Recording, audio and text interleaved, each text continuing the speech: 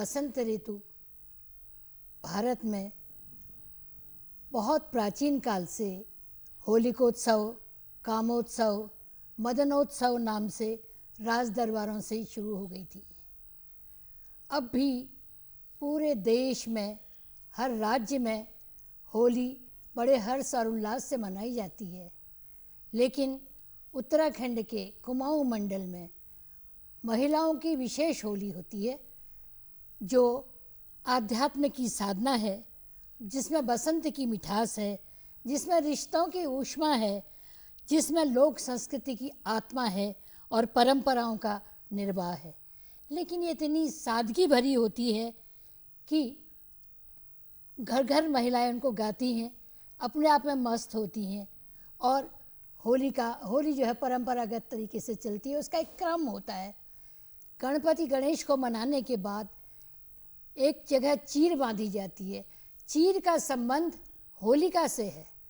इसका मतलब है कि हम होली खेलने जा रहे हैं, तो उससे पहले अपने द्वेष, अपनी घृणा, अपनी ईर्ष्या और अपनी नेगेटिविटी को उस पेड़ को समर्पित कर दें, एक चीर के रूप में, एक टुकड़े के रूप में, और उसके बाद होली खेलने जाएं। तो कौन किस तरह से होली खेलेगा, कौन चीर बांधेगा, इसकी प्रस्तुति आप देखिए महिलाओं के निश्चित मधुर कंठ से कुमाऊं की होली। आइए सुनते हैं फागुन के रंग कुमाऊं के संग। सिद्धि को दाता विघ्न विनाशन, सिद्धि को दाता विघ्न विनाशन, होली खेले गिरिजापति नंदन, होली खेले गिरिजापति नंदन, सिद्धि को दाता विघ्न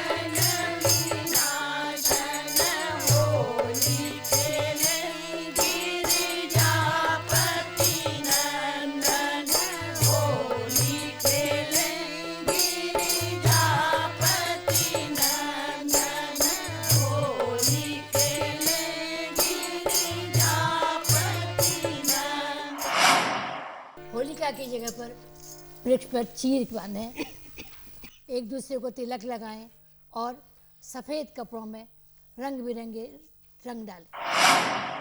कोयऊ बांधे चीर ओ रघुनंदन राजा, कोयऊ बांधे चीर ओ रघुनंदन राजा, कोयऊ खेले भाग ओ रघुनंदन राजा, कोयऊ खेले भाग ओ रघुनंदन राजा, गणपति बांधे चीर ओ रघुनंदन राजा, गणपति बांधे चीर ओ रघुनंदन राजा,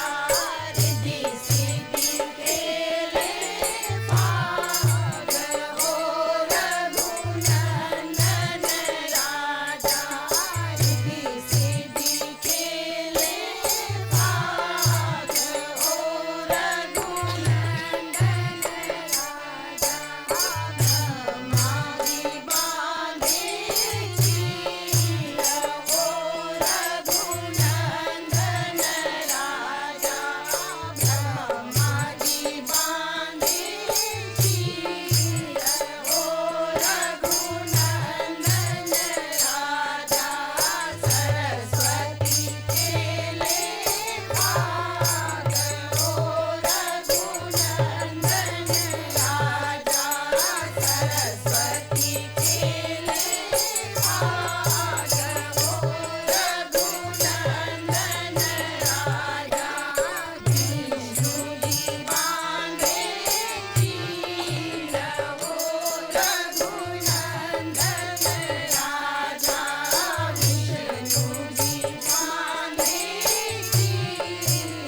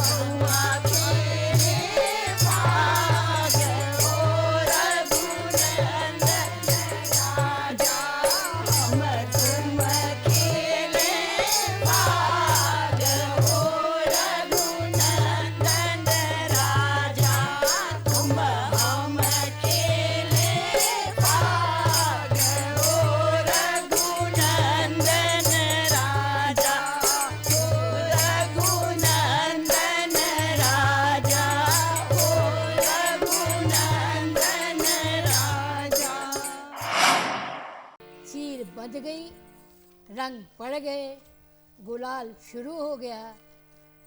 अब चलते हैं ऋतुराज बसंत के स्वागत की ओर। आइए, स्वागत है ऋतुराज बसंत का।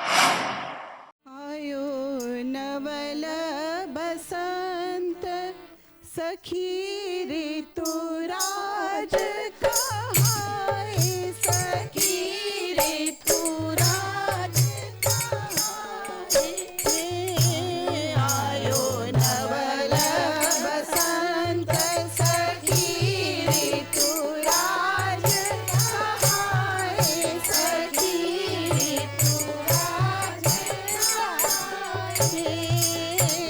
आयो नवल बसंत, आयो नवल बसंत पुष्प कली सब फूलन लागी, पुष्प कली सब फूलन लागी, फूल ही फूल सोहाए, ऐसो मोरियाली फूल ही फूल सोहाए। कामिनी के मन मंजरी फूली, कामिनी के मन मंजरी फूली, उन बीच श्याम सुहाए, उन बीच श्याम सुहाए। सखी रेणु माधव आए, सखी वेणु माधव आए। आयो नवल बसंत सखी ऋतुराज कहाए, सखी ऋतुराज कहाए। आयो नवल बसंत वन पंछी सब बोलन लागे, वन पंछी सब बोलन लागे, कोयल कूक सुनाए, सो मोरियाली कोयल कूक सुनाए। पिया पिया मन रटत पपिया, पिया पिया मन रटत पपिया, पिया बिन कछु नहीं भाए, पिया बिन कछु न सुहाए। सखी ऋतुराज कहाए, सखी ऋतुराज कहाए। आयो नवल बसंत सखी ऋतुराज कहाए, सखी ऋतुराज कहाए। आयो नवल बसंत पीत पगड़िया, पीत दुशाला, पीत पगड़िया, पीत दुशाला, पीत घोड़ी चढ़ी आए, सो मोरियाली पीत घोड़ी चढ़ आए। सब ऋतुवन के राजा बनो है, सब ऋतुवन को राजा बनो है, भूषण बसन सुहाए, भूषण बसन सुहाए। सखी ऋतुराज कहाए, सखी ऋतुराज कहाए। आयो नवल बसंत सखी ऋतुराज कहाए, सखी ऋतुराज कहाए। आयो नवल बसंत। बसंत ऋतु का स्वागत हुआ। अब हम लोग निकल पड़ते हैं घर से बाहर होली खेलने के लिए। और घर से बाहर निकलने के लिए तो माँ की अनुमति बहुत ज़रूरी है। तो आइए पहले माँ से अनुमति ले लें, जो ऊंचे भवन पर बैठी हुई हैं और हम सबको वहीं से देख रही हैं। और ये उत्तराखंड तो देवभूमि है ही है, शक्ति भूमि है ही। ऊंचे भवन पर्वत पर बस रही, अंत तेरा नहीं पाया है। ऊंचे भवन पर्वत पर बस रही, अंत तेरा नहीं पाया है। मैया अंत तेरा नहीं पाया है। मैया अंत तेरा नहीं पाया है। ऊंचे भवन, हाँ ऊंचे भवन, ऊंचे भवन पर्वत पर बस रही, अंत तेरा नहीं पाया है। मैया ऊंचे ऊंचे पर्वत आप विराजे, ऊंचे ऊंचे पर्वत आप विराजे, नीचे नगर बसाया है। मैया नीचे नगर बसाया है। हरे हरे पीपल द्वार खड़ाजे, हरे हरे पीपल द्वार बिराजे, लाल ध्वजा फहराया है। मैया लाल ध्वजा फहराया है।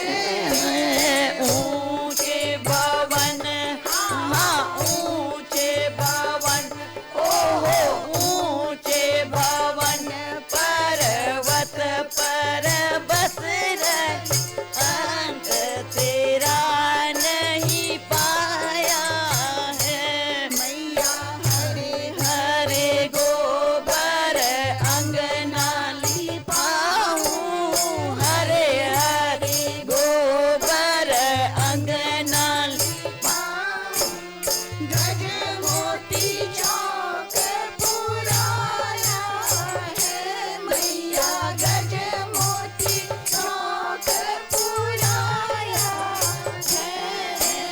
कंचन ताल कपूर की भांति, कंचन ताल कपूर की भांति, जगमग जोत जलाया है।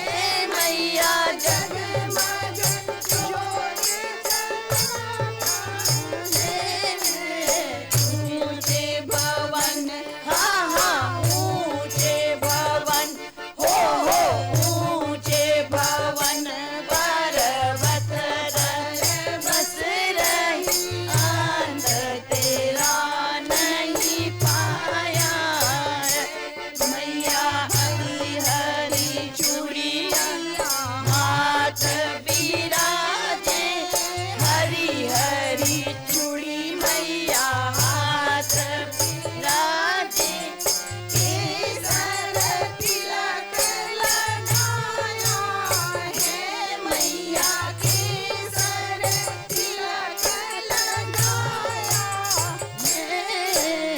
ब्रह्मा वेद पढ़े तेरे द्वारे, ब्रह्मा वेद पढ़े तेरे द्वारे, शिवकर ध्यान लगाया है। मैया शंकर ध्यान लगाया है।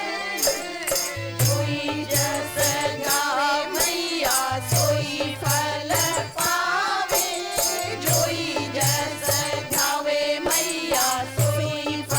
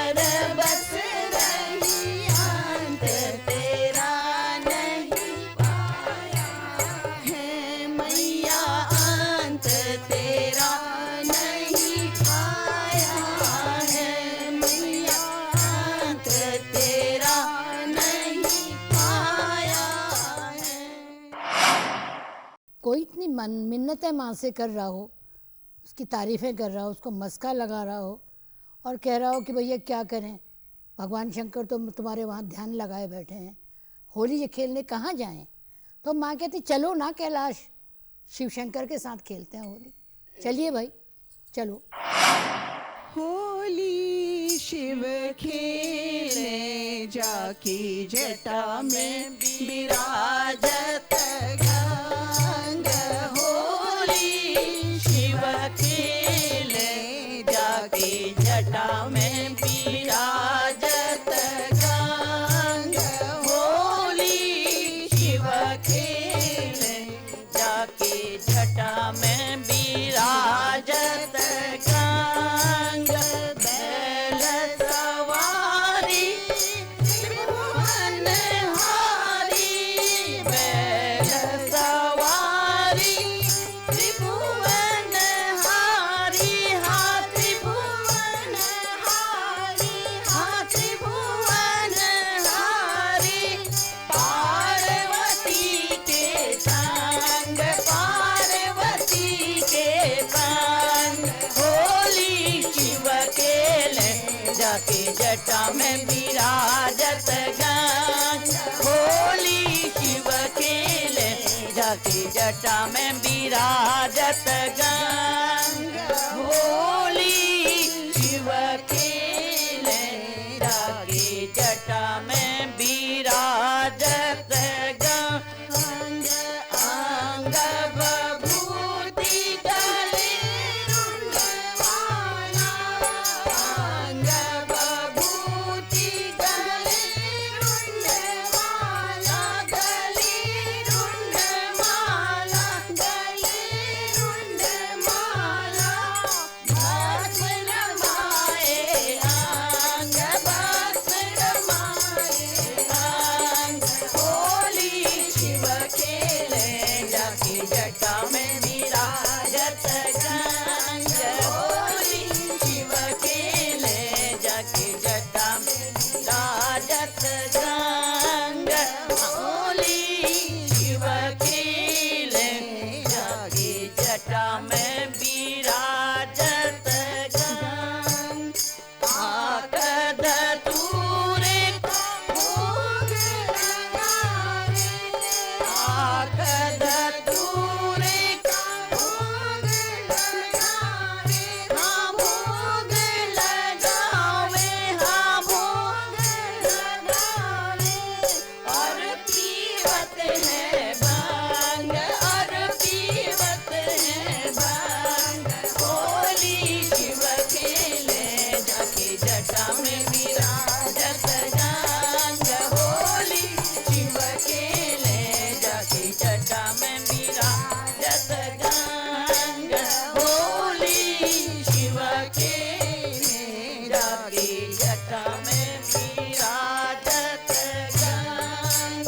संग में शिव के घोरा विराजे, संग में शिव के घोरा विराजे, हाँ घोरा विराजे, हाँ घोरा विराजे। गणपति लाला संग, गणपति लाला संग। होली शिव खेले जाके जटा में विराजत गंग। होली शिव खेले जाके जटा में विराजत गंग। होली शिव खेले जाके जटा में विराजत गंग। अबीर गुलाल के हार भरे हैं, अबीर गुलाल के हार भरे हैं, हाँ थाल भरे हैं, थाल भरे हैं।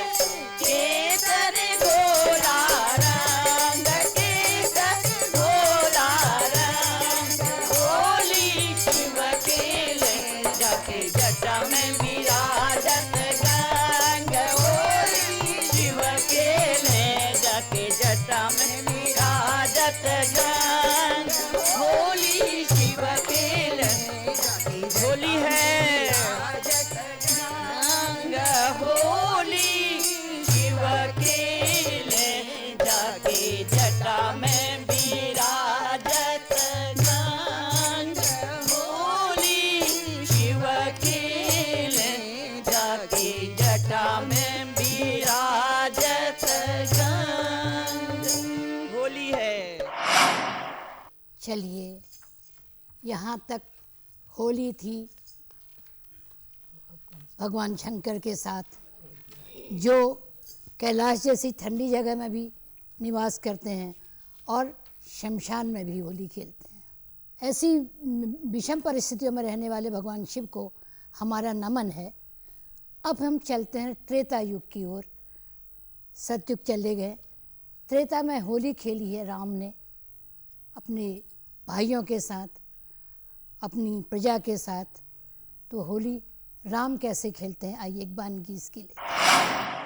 होली खेलत अवध बिहारी, होली खेलत अवध बिहारी, आज होली खेलत अवध बिहारी, आज होली खेलत अवध बिहारी, संग में जनक दुलारी होली, संग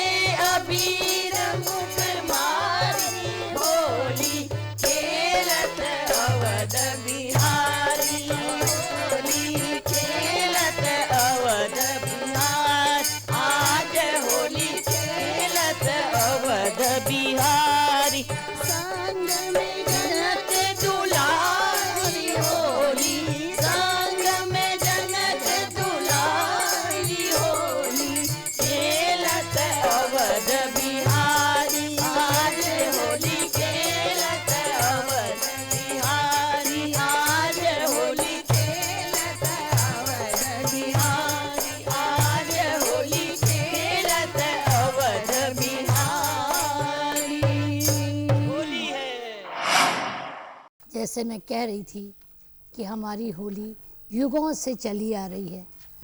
राम के समय त्रेता युग तक राम ने सीता के साथ खेली और आपने देखा कि बहुत ही सादी, बहुत शिष्ट और बहुत गंभीर होली थी। लेकिन द्वापर आते आते जब भगवान कृष्ण का अवतार हुआ तो वो तो योगी कृष्ण हैं, युग पुरुष हैं, युग नायक हैं। उनके समय में कभी ऐसा नहीं हुआ कि रास न हो, राग न हो, रंग न हो और राधा के बिना वो अधूरा है। तो कैसे राम कृष्ण जो हैं राधा के साथ कैसे होली खेलते हैं, किस तरह से उनके सर पर मुकुट है, उनके सर पर चुनरी है। आइए खेलते हैं हरिधरे मकुट खेले हो। हरिधर मकुट खेले होली, सिरधर मकुट खेले होली। हरिधर मकुट खेले होली, सिरधर मकुट खेले होली। कहाँ से आए कुंवर कन्हैया, कहाँ से आए कुंवर कन्हैया, कहाँ से आई राधा गोरी, ओ कहाँ से आई राधा गोरी। हरिधर मकुट खेले होली, हरिधर मकुट खेले हो, सिरधर मकुट खेले होली। ओ मथुरा से आए कुंवर कन्हैया, मथुरा से आए कुंवर कन्हई, गोकुल से राधा गोरी, ओहो गोकुल से राधा गोरी। हरिधर मकुट खेले होली, हरिधर मकुट खेले होली, हरिधर मकुट खेले होली। ओह कौन वरण के कुंवर कन्हैया, कौन वरण के कुंवर कन्हैया, कौन वरण राधा गोरी, ओह कौन वरण राधा गोरी। हरिधर मकुट खेले होली, सिरधर मकुट खेले होली, हरिधर मकुट खेले होली। ओह श्याम वरण के कुंवर कन्हैया, श्याम वरण के कुंवर कन्हैया, गौर वरण राधा गोरी, ओह गौर वरण राधा गोरी। हरिधर मकुट खेले होली, सिरधर मकुट खेले होली, हरिधर मकुट के होली है। कितने बरस के कुंवर कन्हैया, कितने बरस के कुंवर कन्हैया, कितने बरस राधा गोरी, ओहो कितने बरस राधा गोरी। हरिधर मकुट खेले होली, ओहो 7 बरस के कुंवर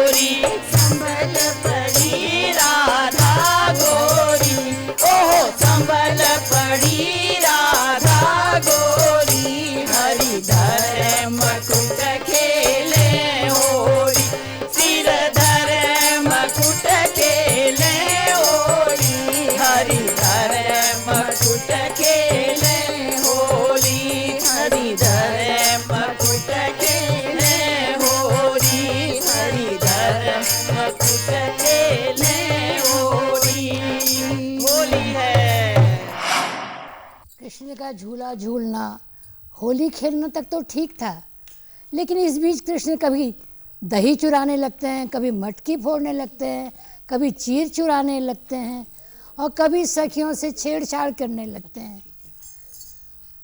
तो ऐसी छेड़छाड़ कुछ सखियों को अच्छी नहीं लगती, तो वो अपनी अभिव्यक्ति कैसे करते हैं कि मोहे भाए ना तेरी ऐसी होली कान्हा, ऐसी वाली होली न खेलो कान्हा।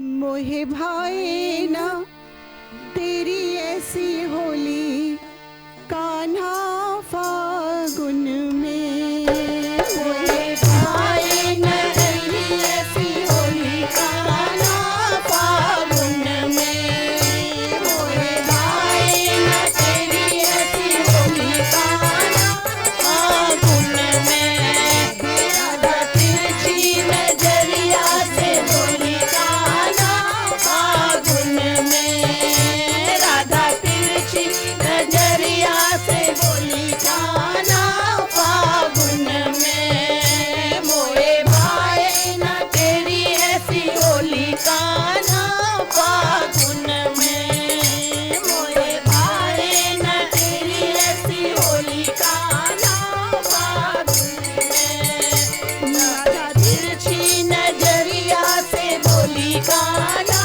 फागुन में, राधा तिरछी नजरिया से बोली कान्हा फागुन में, बंसी की तान बजाए बुलायो, बंसी की तान बजाए बुलायो, सब सखियन बिच मोहे भिगायो, सब सखियन बिच मोहे भिगायो, हाँ मोहे भिगायो, कान्हा मोहे भिगायो, मोहे भिगायो, कान्हा मोहे भिगायो, मोहे लाल गुलाल लगायो कान्हा फागुन में, मोहे लाल गुलाल लगायो कान्हा फागुन में, राधा तिरछी नजरिया से बोली कान्हा फागुन में, राधे भाए ना तेरी ऐसी होली कान्हा फागुन में, राधा तिरछी नजरिया से बोली कान्हा फागुन में, लाल चुनर मोरी प्रियली बिगाई, लाल चुनर मोरी प्रियली बिगाई, पिहली कलैया मोरी मरोरी, पतली कलैया मोरी मरोरी, हाँ मोरी मरोरी, कान्हा मोरी मरोरी, मोरी मरोरी, कान्हा मोरी मरोरी, और पिचकारी भर भर मारी कान्हा फागुन में, और पिचकारी भर भर मारी कान्हा फागुन में, राधा तिरछी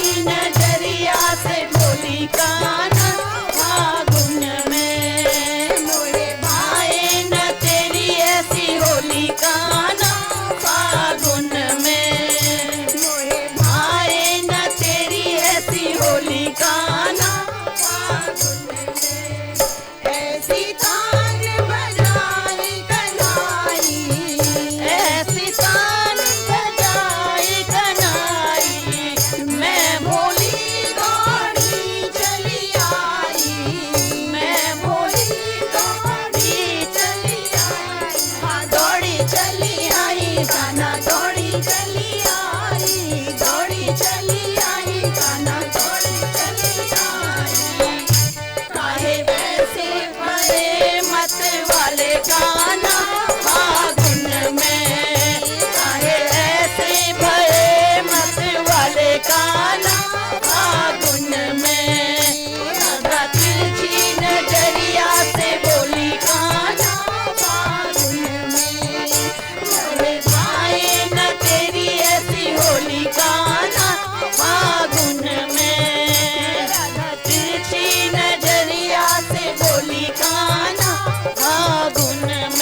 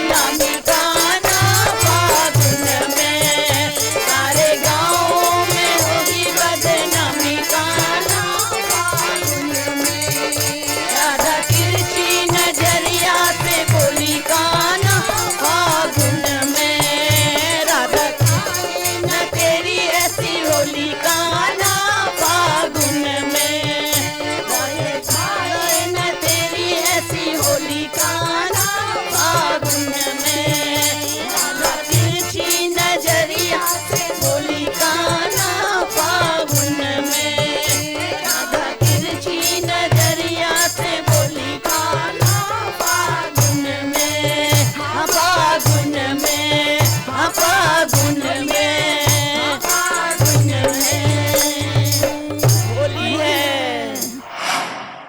कुमाऊं में जो संगीत का, चाहे वो जेंट्स की पुरुषों की बैठकी होली हो, चाहे महिलाओं की होली हो, इसका जो आगमन हुआ है वो ब्रिज, गोकुल, मथुरा, बरसाना, मिथिला और थोड़ा बहुत बनारस से, कहते हैं कन्नौज का भी थोड़ा सा पुट है। इसलिए कुमाऊं की होली में, जब कुमाऊं में जब होली का आता है तो लगता है कि सारा ब्रिज यहाँ उमड़ आया है। और ऐसी छेड़छाड़ चतुराई द्वापर के बाद फिर बढ़ने लगती है। इधर रंग पड़ता है, उधर होली के दिन बढ़ते हैं और रंग बढ़ने लगते हैं। लेकिन जैसे मैं कह रही थी कि कुमाऊं की होली समरसता की होली है, आध्यात्म की होली है, मानवता की होली है। ये ऐसा हुड़दंग नहीं है। एक उदाहरण आता है कृष्ण के जीवन में कि उनके बाल सखा कृष्ण द्वारिकाधीश होते हैं और बाल सखा सुदामा होते हैं। वो ऐसे समय में वहाँ आ जाते हैं जब कृष्ण अश्क पर होते हैं और वो फर्श पर होते हैं। तो कैसे कृष्ण ने निभाई दोस्ती उनके साथ, उसकी भी एक वानगी देखी। श्याम मुरारी के दर्शन को जब विप्र सुदामा आए हरि, हाँ श्याम मुरारी के दर्शन को जब विप्र सुदामा आए हरि, हाँ विप्र सुदामा द्वार खड़ो है